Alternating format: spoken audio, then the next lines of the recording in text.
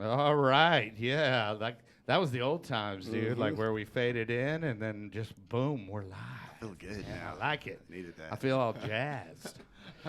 Anyway, hey, my name is DJ Kelly Reverb or Kelly Reverb or whatever, and I am an RSPS, which is a recovery support peer specialist, and you are watching the show called This Pink Cloud. And This Pink Cloud is a show about recovery we do, and it's all multiple pathways we celebrate.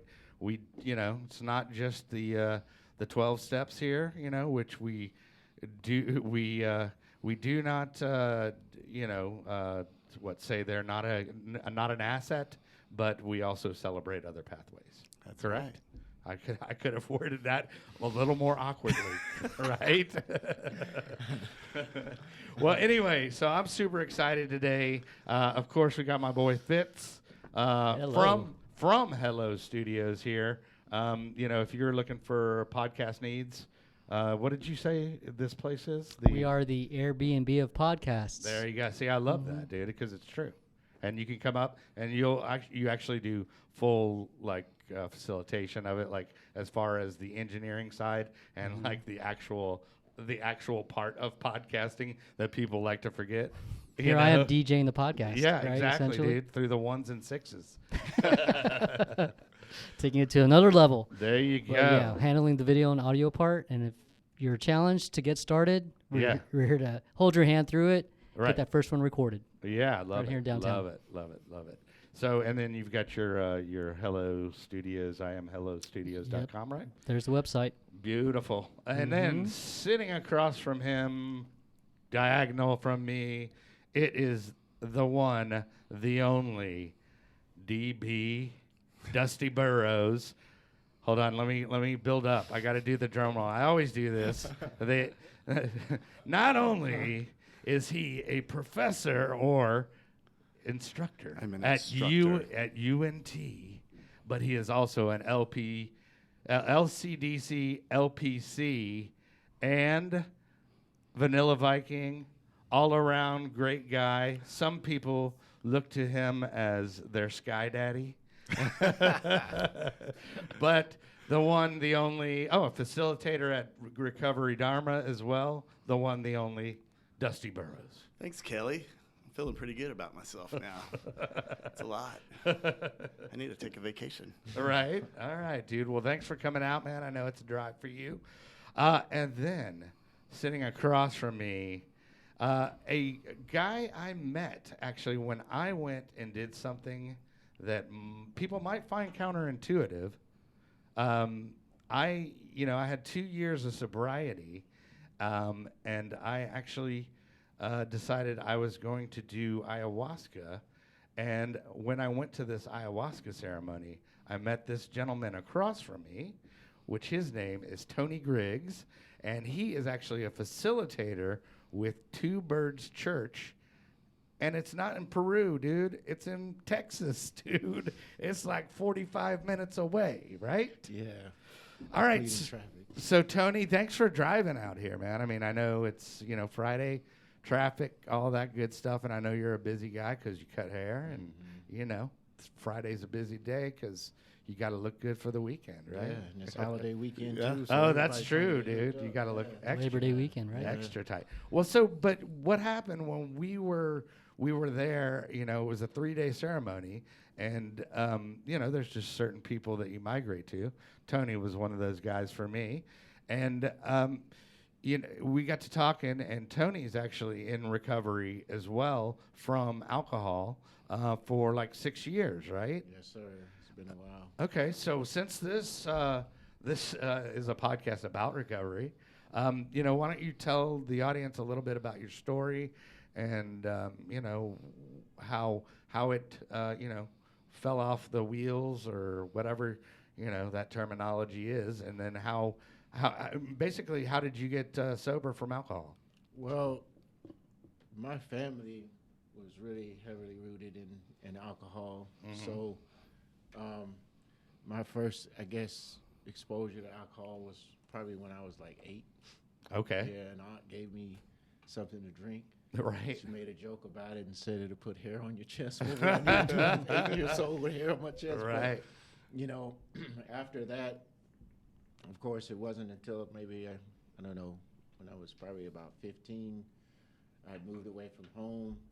And, of course, all my friends that I had at the time were older, so they were buying me alcohol for my birthday, that kind of stuff. Sure. So good friends. it just eventually became one of those things where I was dependent on it way too much. I didn't have any other suitable, healthy life skills to help me with anything that I was dealing with. It became also difficult to manage personal relationships on it as well. And I just got to a point where I just was tired of how I was feeling. Right. Well, it sounds like you had a kind of a long journey, right? Yeah. It took. Because if you started at 8, Well, that was the first time I've actually tasted it. Sure. But it was, some years later before I actually picked it up and started becoming more active. Right. Yeah. More habitual with it. Yeah.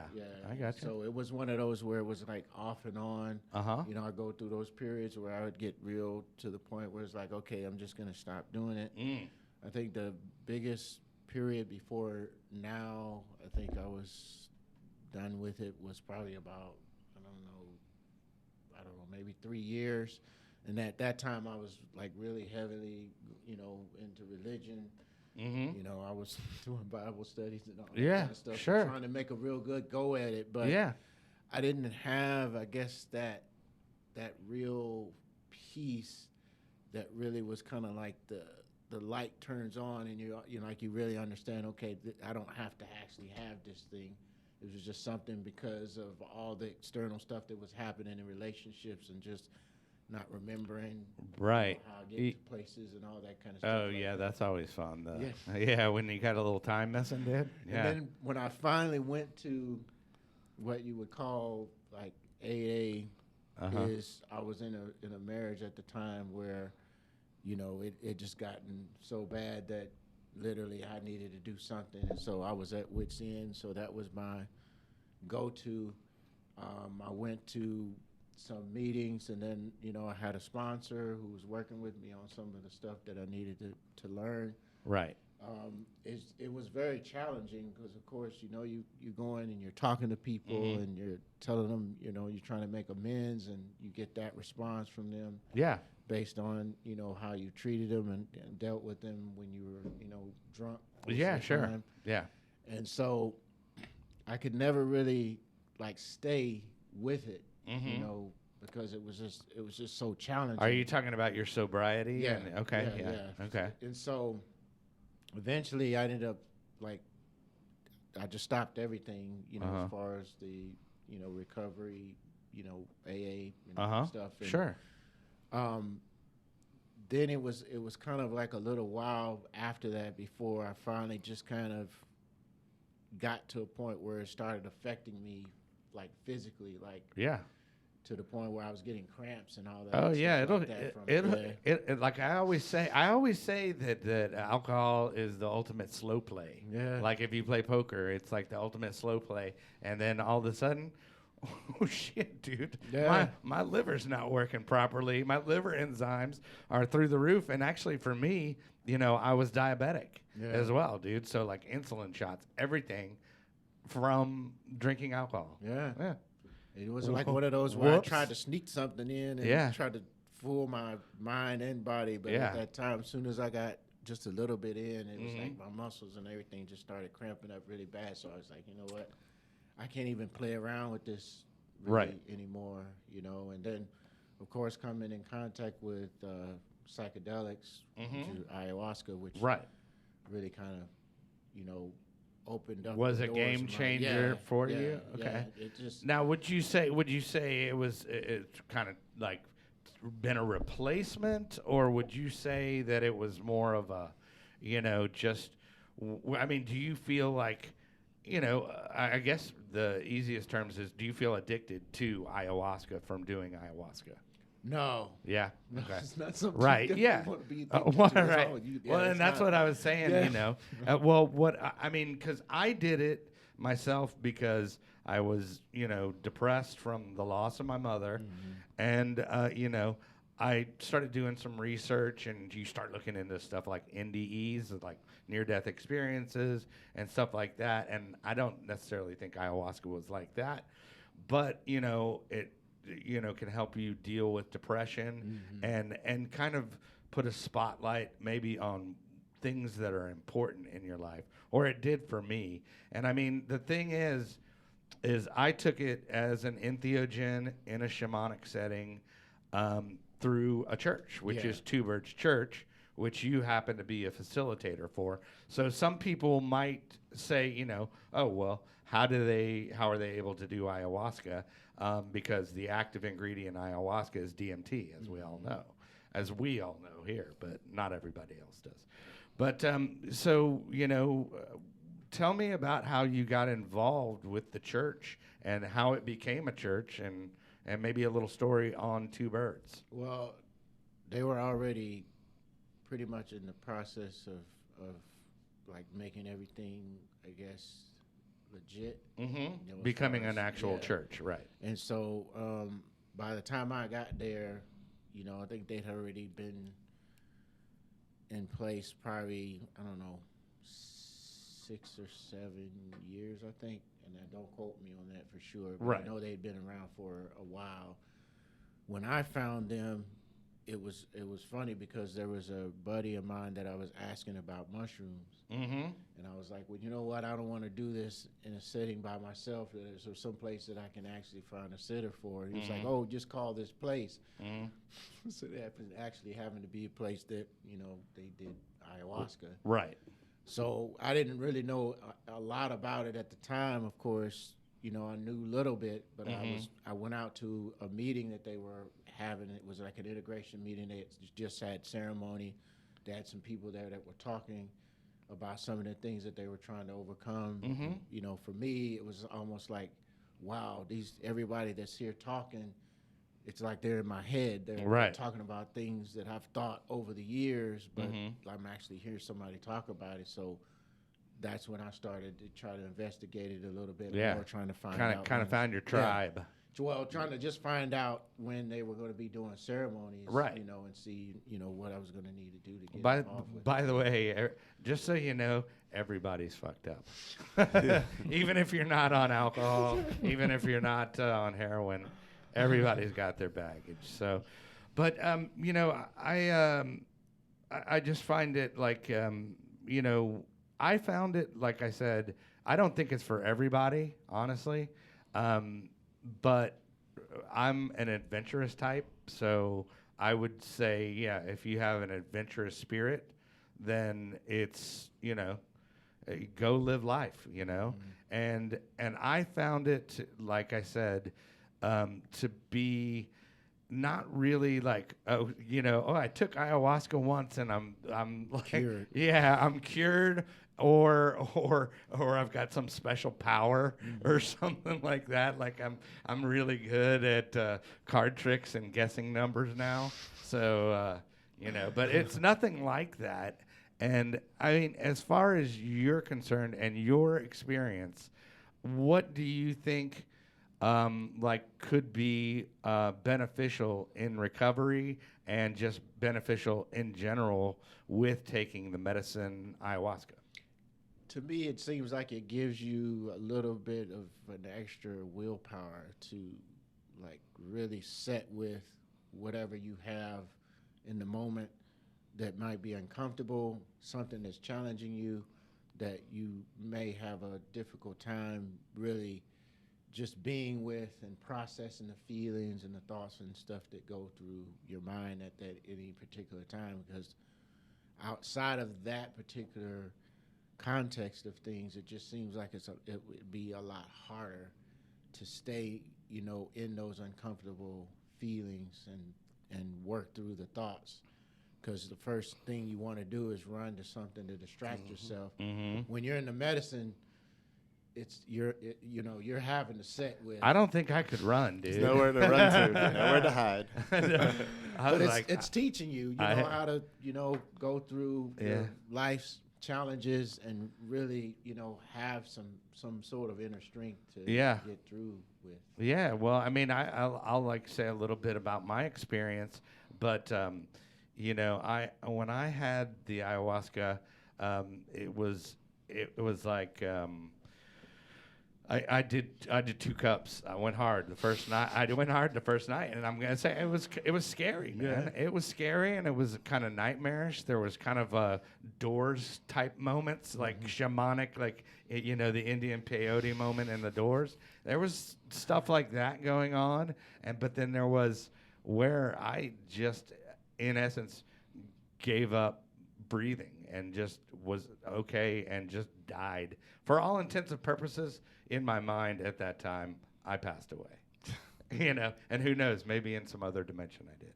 But, but in that, and then coming back in and reacclimating to my body, I started to think about all the stuff that it was important to me. And at the end of the day, it was my wife and my dog.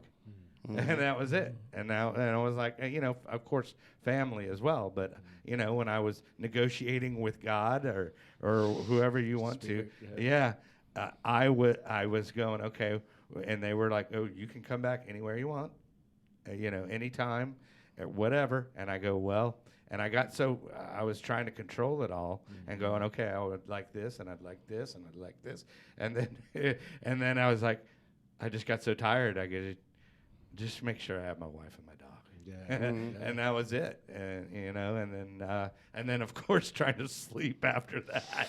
Good luck. Good luck, right? Yeah.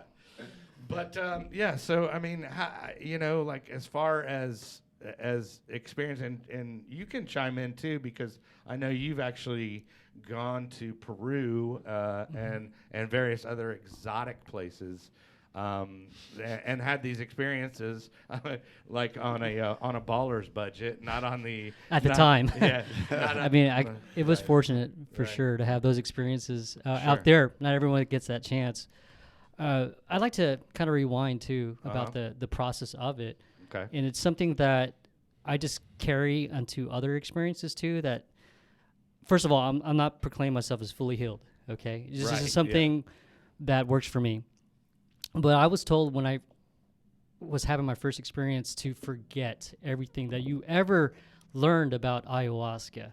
Just throw that out the window before you take it.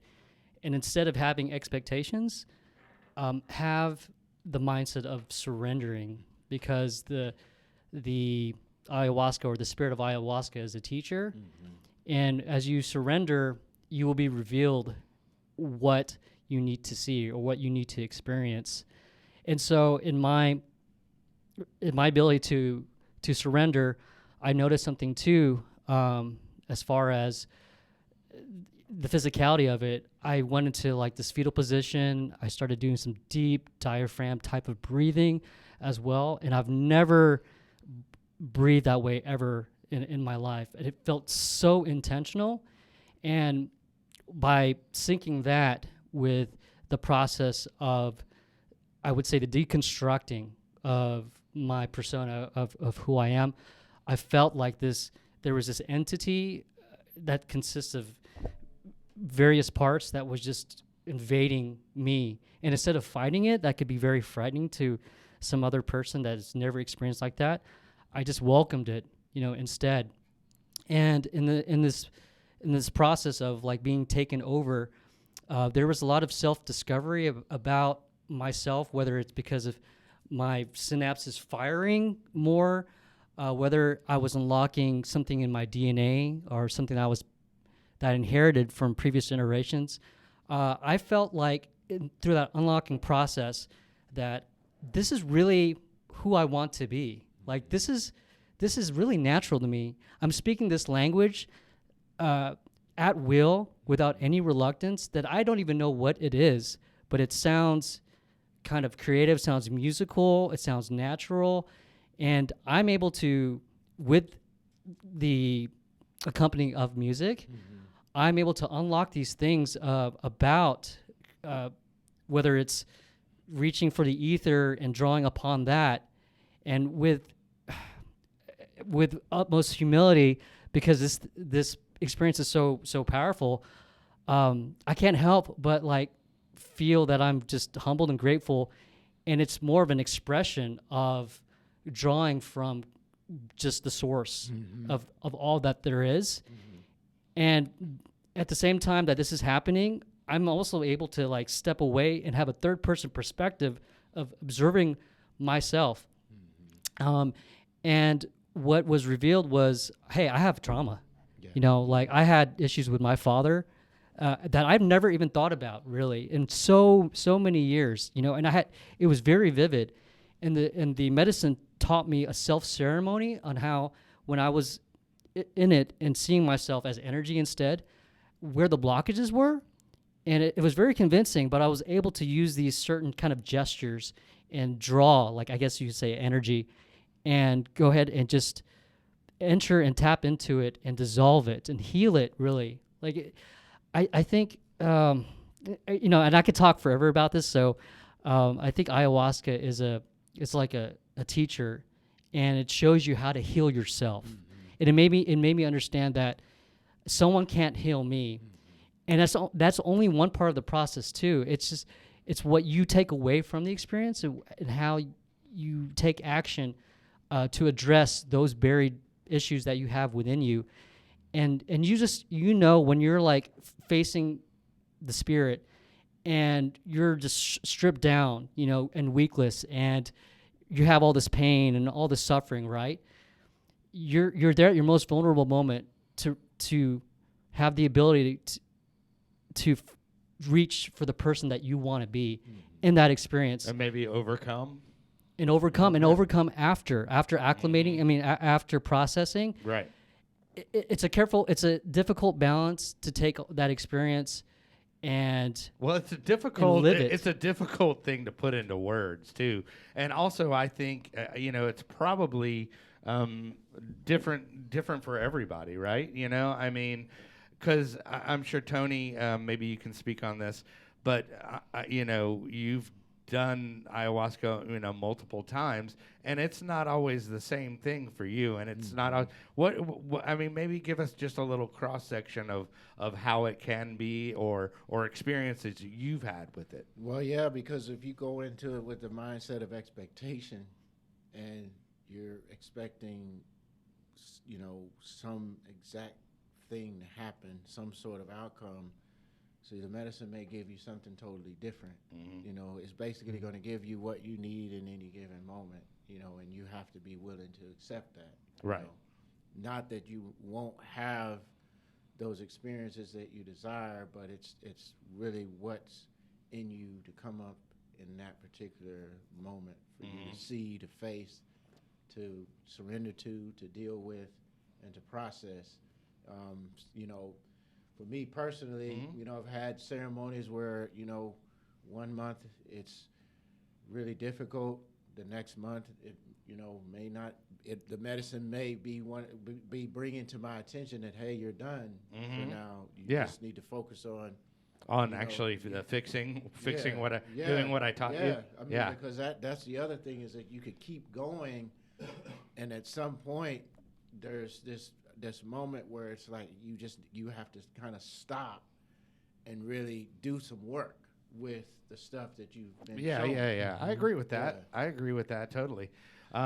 Real quick, I need to get to our new sponsor, dude. And the cool thing about our new sponsor, guess what? I met him at Two Birds, dude. old Max the Axe, Max Padrokowski.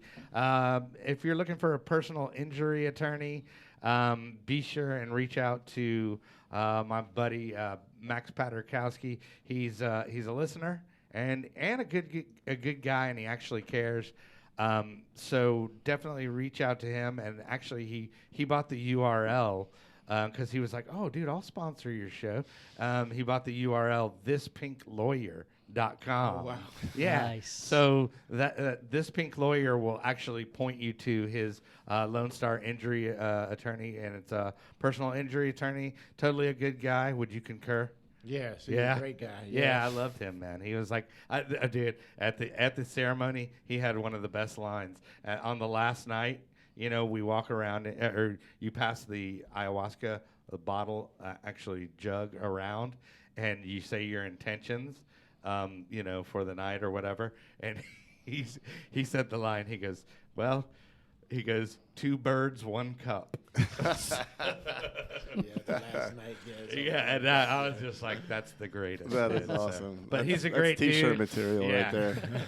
Yeah, exactly, dude. We need a new 2 birds t-shirt. Yeah. But And that's the other thing too, is depending on how many cups you have, that's the other part of the experience as right. well. Well, you don't know until you go hard, and then sometimes you're like, oh. Well, maybe I should have been 1.5. It's like your tagline, 2 is always better than 1, right? Well, yeah, well, exactly. All I know is on, dude. But, you know, I mean, what do you, okay, so, you know, I know that you're open to this as a therapist, you know, and as an LCDC, which LCDC stands for? Licensed Chemical Dependency Counselor. So, but you are actually an advocate for, like last week we had, you know, neuroglow and ketamine therapy. Yes. But then what are your thoughts in, you know, as far as something like ayahuasca? Yeah, thanks, Kelly. I have more of a statement and some thoughts, and I wanted to kind of ask you guys a couple of questions. And one is just kind of the landscape of traditional recovery is changing rapidly, right? So we're seeing people try new things. There's multiple pathways. You have smart recovery, you have recovery dharma, right? You have psychedelic assisted recovery. Yeah, I saw that. Right? Yeah. You have medication assisted recovery anonymous, right? So all these new things, and people are discovering what traditionally might not work for me. This thing over here seems to be working for me. So psychedelic assisted recovery is becoming much bigger, and people are opening their mind to it, right? Whether it be MDMA, whether it be psilocybin, peyote, ayahuasca. And so people in long-term recovery looking for more, or people just entering recovery going, hey, I've read about this, I'm checking it out on social media. Or maybe people that don't have success with the traditional ways. Yeah, so there's a terminology that I don't really care for out there called treatment resistant, right? Or recovery resistant. So people that might not fall into that category of traditional recovery pathways, so they're labeled with a negative label. And as we know, people learn differently, people grow differently, and people heal differently. So that's more of the kind of the statement. So the fact that these opportunities are opening up for people is wonderful. So I wanted to ask you guys kind of, you know, I'm clearly very pro psychedelic assisted recovery, and so as a clinician, I'm learning and growing and learning a lot more about it. But I wanted to kind of get y'all's take on it. Like, who was I before ayahuasca ceremonies? What was I struggling with as far as my mental health, with my relationship, my very unhealthy relationship with alcohol and drugs? Where was I then, and how did it help me grow, and where am I now? You know, we talk about when we share our recovery stories, who I was then, what was the change, and who I am now. So kind of the same question, just reformatted to ayahuasca. Who wants to take it?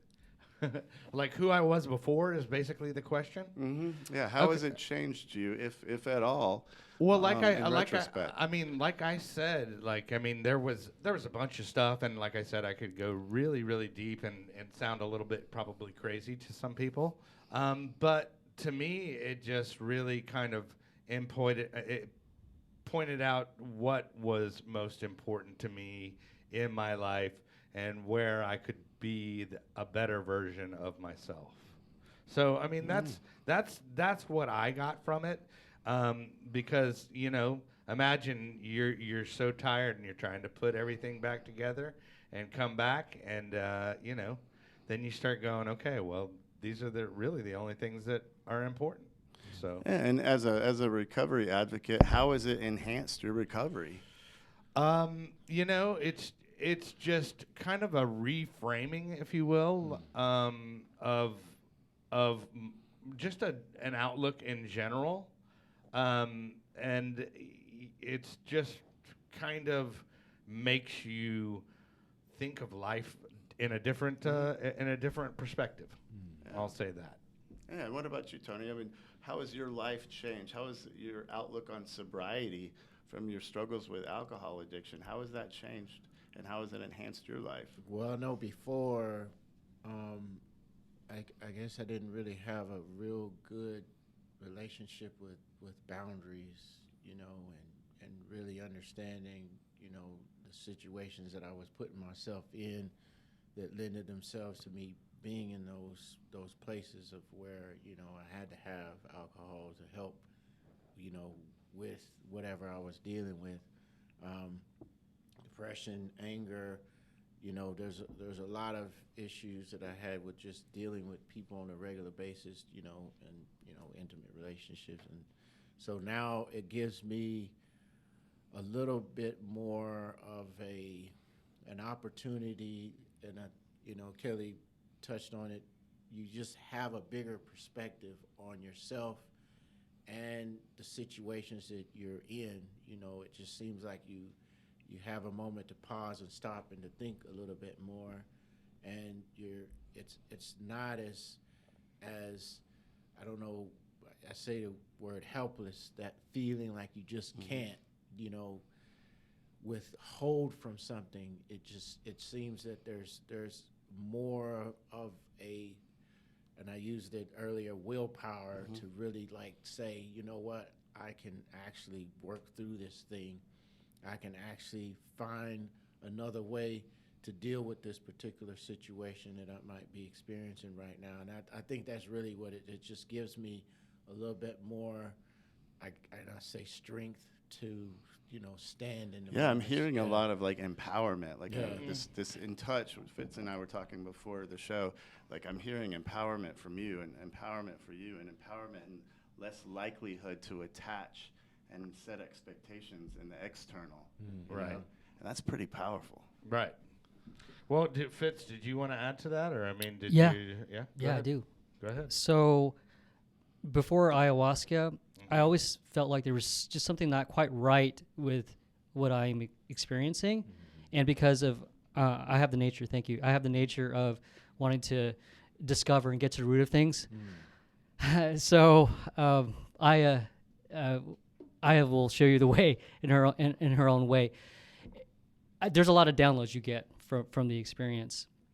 And I had a reframing that we're all connected, and that earth is precious. Animals are precious. People are precious. Even roaches. Yes. No, Yes, I mean, well, maybe they can. It's Spirit what animals. I'm just it's what you impute, right? right. Teach their own. And so I was living a life that didn't quite align. I was taking actions that didn't quite align with these revelations of the best version of yourself afterwards. So I started a quest of just after the medicine ceremony of just diving deep and through education, through awareness of, for example, where does our food come from? Environmental pollution. I was realizing that my actions do affect, do have the consequence. And because I felt kind of powerless, but more empowered now that I can make a difference, and instead of feeling helpless and just thinking that it has to be this certain way, I started to take different actions, and I started to clean up my diet. Hey, real quick, I want to interject because there is the dieteta, right? Dieta, yeah. Dieta prior to. I want to jump in before I forget. But yeah, that was a whole other part of it, because you're supposed to, in order to, this makes me think of a funny story. You're supposed to do try to be meatless, or I went pescatarian. And just really be mindful of the sugars and all the stuff that we do. I was when I came in, and just randomly in a big group of dudes I don't know, I go, well, fellas, I just went to the Golden Corral. It's gonna be a long night. but you know, because there is that purge or that chance of purge, and you know, it was just a funny moment. But the dieteta and actually keeping that, you know, going on beyond the ceremony was definitely you know, advantageous or helpful to my lifestyle, and to like kind of put myself in check to go, wow, Kelly, you really eat like shit, dude, you know? And then just to realize that, and I would go, man, you feel so much better, because at the Two Bird ceremony, it was a 3-day ceremony, they feed you too. So, but it's a vegan diet. And I was like, dude. Wasn't there some celibacy involved Oh, beforehand? yeah. What's the celibacy? 2 weeks? Yes, if you can. Yeah, if you can. Good luck. Right. I tried it before. That's a powerful experience. Yeah. I was like, that'll reset you. Yeah. I was like, at the end, I was like, you know, after the 3-day ceremony, I go, dude, you guys are you're gonna hear about somebody on the news jacking off and smoking a cigarette in the Whataburger parking lot. Dude. There went our G rating. I was like, well, that's me, dude. That'll be me. But the big part of the diet too, as well, is to keep everything clear, and so you be more sensitive to the medicine as well. Right. You know, because and you're not just puking your guts out the whole time. Yeah. Because that was another interesting aspect of it, where I felt, you know, like on the second night, it was kind of like almost like a hallway of souls coming and going, and I said it was like a beautiful cacophony of people vomiting and laughter and crying. Yeah. So all at the same time, and dude, you're just like, this is fucking nuts, dude. But I'm like, you know, hey, it's beautiful though. Like, you know, your quote unquote sane mind says it's fucking crazy, which it is a little crazy, but it's beautiful at the same time. You know, when I hear Sounds that, like a trauma intensive too. You know, it's kind of the same thing. Yeah. People laughing, crying, throwing up. That's emotions at their very rawest. Yeah. Right. yeah, the crying, the laughing is also considered purging as well. And when I hear it, just because I've done it a few times, and I do that myself, I just can't think that, you know, it's just necessary. Like when I hear that, I'm like, that's what's supposed to happen. And so there's an older version of me where like I want to come in because I feel it too, or maybe I'm allowing myself to feel someone else's, but I have to step aside and just realize, you know, all you can do is observe. And I think that is a helpful place to be when you're in the medicine, just to keep observing, you know. And that's the hard part. I mean, you have the remote. It could be that's what I was told. You have the remote, and you could switch the channel. But when you switch the channel, that's when you observe. But that echoes now. Thinking about it, you still have the remote. That's the hard part for me. You know, like I have to just accept the fact that, you know, it can't be like that when I come down from it. You know, but you still have the remote, and you could still take those actions. So yeah, this new version of me is someone that wants to heal the trauma also from my lineage as well. There's lots of disease. Yeah. I mean, I eat the way I did because I was just copying the patterns of my parents. Yeah. You know, and the generations before that. It was rice and plantains. It was meat with a side of meat. Yeah. Oh yeah. Oh, that Filipino. Like the Filipino wine. So I'm like the black sheep now because I don't have meat anymore. But yeah, it's interesting. And I contribute this definitely to the ayahuasca. I'm in my best health that I've ever been. I have the metrics to show it. You know, I'm not hiding anything, and I'm in my best shape. And whenever I perform these exercise feats, I guess, you know, I try not to forget, you know, that it came because Aya showed me. Yeah. You know, so it's like a dedication to continue living your best self. Well, and that's another thing that I'm kind of hearing is it seems like you know the reoccurring thing is it's a teacher of some sort. So, you know, I mean, do you have anything you want to add to that, Tony? I mean, well, you touched on it even with the way you're eating. Is just basically it helps your body to listen to your body more as far as what it needs, what you shouldn't have in it. You know, you establish a lot better relationship with yourself, and of course it echoes into your environment, because you mentioned, you know, the way you look at nature and stuff now.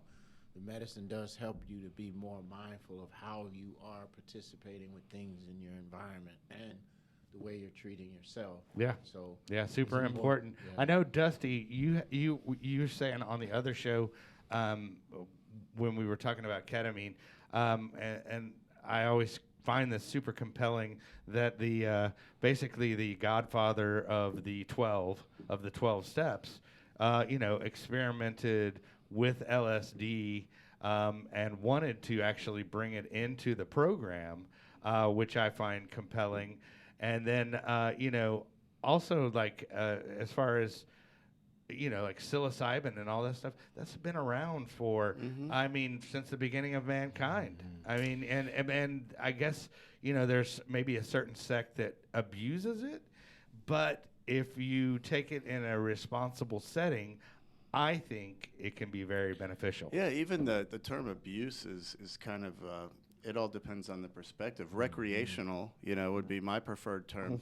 But well, I recreationally drank for yeah, until I didn't. But it's interesting to me. But there's been Bill Wilson stories and LSD for decades. You know, from the time I was little, I remember hearing about them. And even in that new Netflix documentary, How to Change Your Mind, they talk about Bill Wilson and that LSD might have been a big factor in his success in recovery, which I think is fascinating. Whether anybody wants to hold to that or deny it, just the idea of it, I think, is pretty fascinating.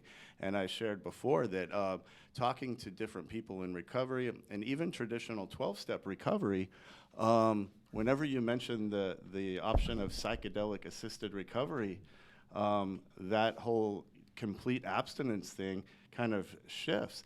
A lot of folks practicing 12-step recovery leave that little door open that, yeah, maybe I'd try some mushrooms. Maybe I'll try some LSD. Maybe I'd try some ayahuasca or DMT. And I thought that was fascinating to me from a very stringent and structured abstinence-based recovery community.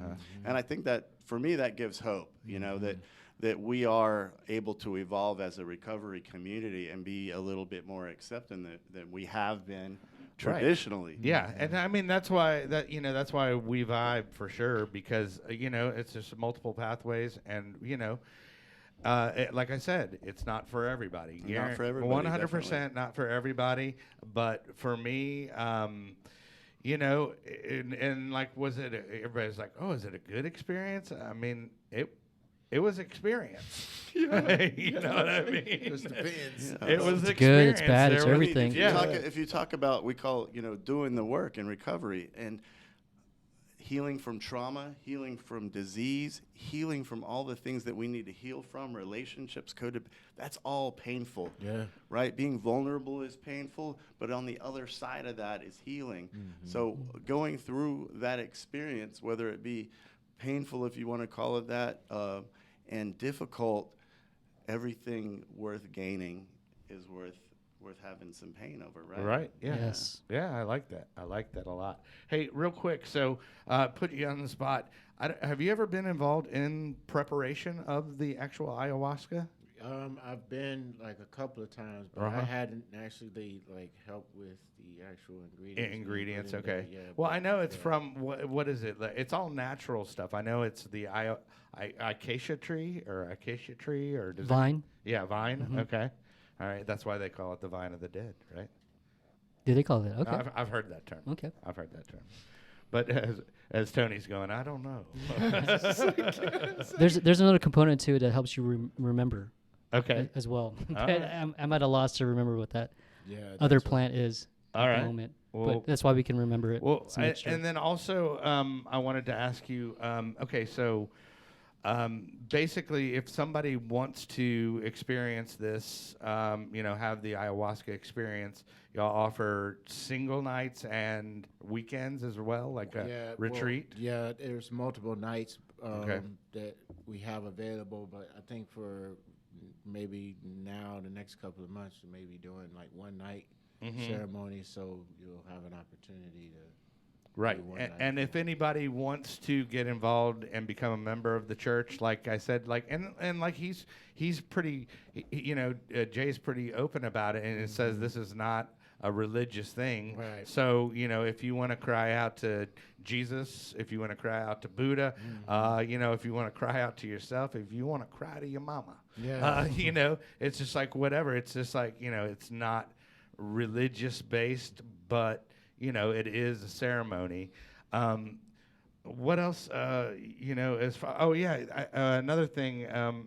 So people that want to go, they need to hit up twobirdschurch.com, right? And that's TWO birdschurch.com. Register, and then there's all the stuff on the website, and then y'all also have an app, right? Yeah, and then of course somebody will contact you once you fill out the pre-screening information. I'm glad you brought that up, because Dusty and I were talking about that earlier. The fact that you looked over the pre and minutes, and y'all actually have a doctor that's on file as well. Yeah, I looked over the preliminary questionnaire, and I was really impressed with it. All of the different medical questions it was asking, mental health questions. It was very thorough. It was almost like something you would see going to a clinic or going to a counseling center. Right. And I was like, well, they're really doing some work and gathering some information. Well, and y'all actually have a doctor that looks over the screening process and says, yeah, probably not a good idea, or yeah, come on. Yeah, the SSRIs, that type of stuff, and you just want to make sure you're not taking anything that's going to be contradictory to the medicine or, life-threatening. Sure. Also, so yeah, it's better to create that, safe container for people, that are coming to do the medicine, because we don't want to be liable for anybody. Oh, I gotcha. So definitely they want to put a person in position of where, they got to be worried about. Right, and y'all also do like, it's a weekly service on Sundays, 3 to 5, yeah. And then there's also virtual services during the week. Right, for integration, people who've just done ceremony. Or another state that can't be at the actual in-person services can, check us out online. Yeah, and then y'all do all kinds of stuff, like there's a Sapo cleanse, right? Yeah, and which is another plant medicine that comes from a frog. Yeah, this one kind of sounded crazy to me, but but there's that, and then what else? I mean, what else is there going on as far as ceremonies? Just those two? Just those two, and we say cacao, which we normally have that on Sundays as well, from during the time from the 3 to 5, and it's normally like a meditation somebody will do, or somebody do a sound bath.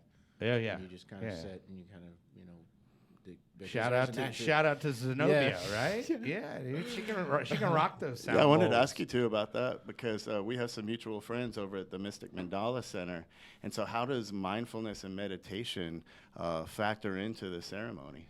Well, that's the thing that I was talking about earlier. When you're going through that experience, you're having to sit with whatever's happening in the body at the time, and really trying to allow yourself to fully process whatever you're going through at that time. So pretty much that's where it pulls in.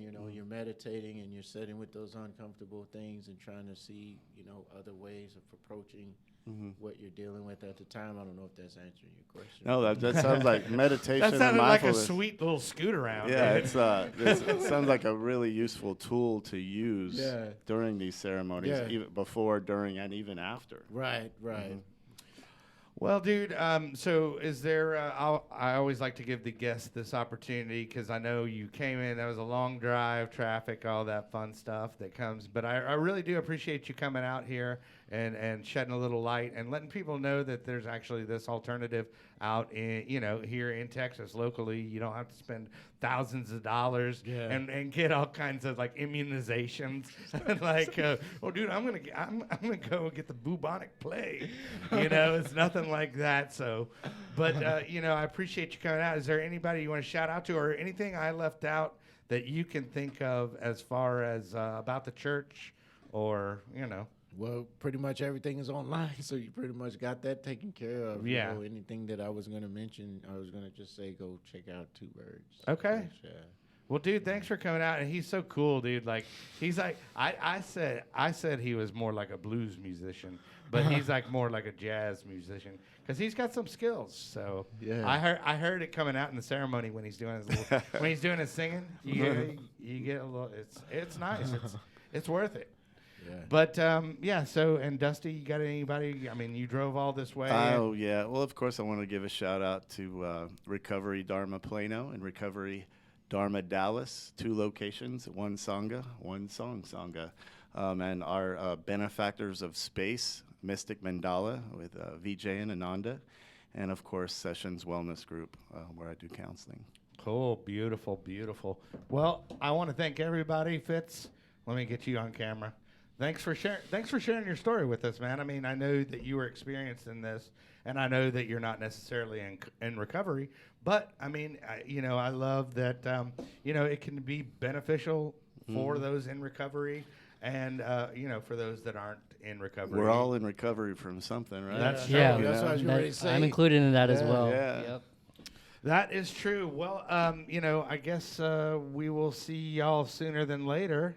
Are we at that time? What time are we at? We're at 51. Oh, there we go. Perfect. Thanks again for coming out, Thanks, guys. Tony. Let Thank you guys for me coming. crack on. Yeah, it's awesome. Reunited, and I it appreciate feels so your story. good. Yeah, but I love Dusty. I just tell him there's going to be a camera on him, and he'll show up, dude. He'll be there, dude. I think That's brothers for right. nothing. Yeah, it's a That's right. spotlight, huh? That's an expensive beard, right? That's Right right. It's there? like, yeah, according to the young lady next door, cookies. Yeah, Cookies it's said worth yeah. a lot of money. Mhm. It's an ATM on his chin, dude. Yeah.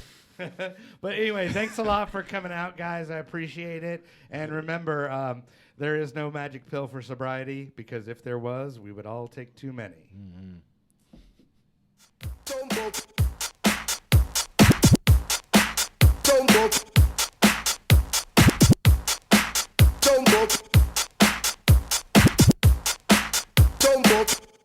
Drop the bomb now.